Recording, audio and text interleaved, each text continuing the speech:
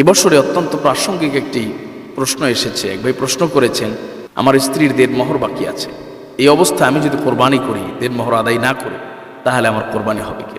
আসসালামু আলাইকুম ওয়া রাহমাতুল্লাহি ওয়া বারাকাতুহু। বিসমিল্লাহ, আলহামদুলিল্লাহ, ওয়াসসালাতু ওয়াসসালামু আলা রাসূলিল্লাহ।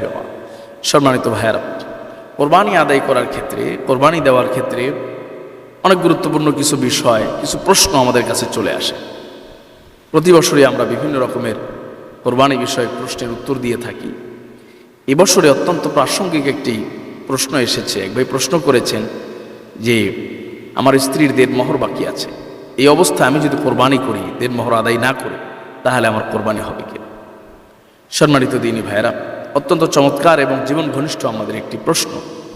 এই প্রশ্নের উত্তরে আমরা যে কথাটি বলবো সেটি হলো, আল্লাহ সুবহানাহু ওয়া তাআলা প্রতিটি পুরুষকে বিবাহের সময় মোহর আদায় করা, স্ত্রীকে মোহর দেওয়াকে ফরজ করে দিয়েছেন, আবশ্যক করে দিয়েছেন।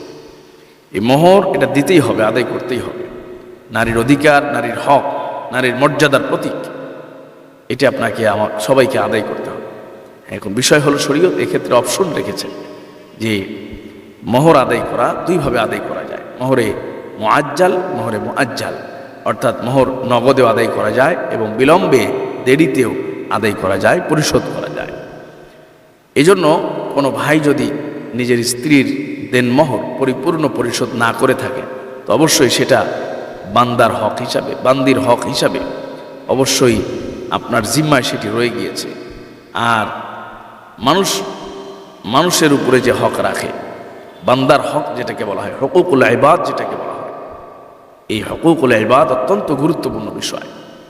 স্পষ্ট হাদিসের সাক্ষী নবীজি সাল্লাল্লাহু আলাইহি সাল্লাম বলেছেন, কিয়ামতের ময়দানে আল্লাহ সুবহানাহু ওয়া তাআলা নিজের হক তিনি চাইলেই বান্দাকে মাফ করে দিবেন, কিন্তু হুকুকুল ইবাদ, বান্দার সাথে সম্পৃক্ত যে হক আছে, সেই বিষয়কে তিনি ক্ষমা করবেন না, তিনি মাফ করবেন না, যতক্ষণ না পর্যন্ত বান্দা মাফ না করে।